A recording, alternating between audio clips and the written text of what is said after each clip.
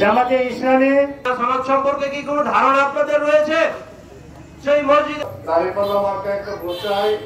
এই ভোট সত্য ও মিথ্যার প্রতীক হিসেবে আসলে ময়দানে দাঁড়াবে।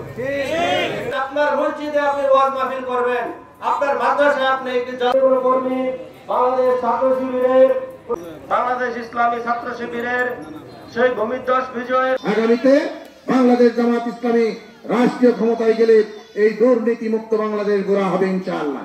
প্রতিষ্ঠা করতে চাই।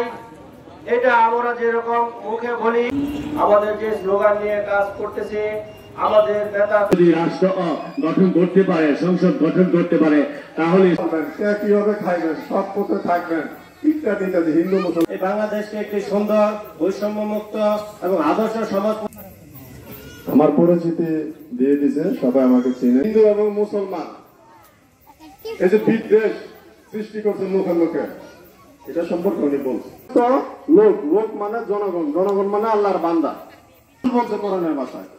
কোরআনে বলছে না তার ধাক্কা মেরে বাইতে খাতায় হয়ে বসে আছেন, কষ্ট করছেন।